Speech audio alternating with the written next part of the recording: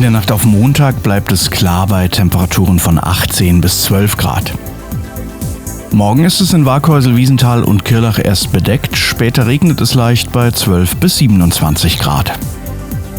Die Infos für Allergiker. Am Montag ist die Belastung durch Gräser und Roggen hoch. Der Wettertrend für Waghäusel, Wiesental und Kirrlach. Am Dienstag regnet es leicht bei 15 bis 20 Grad. Am Mittwoch gibt es Gewitter bei 11 bis 16 Grad.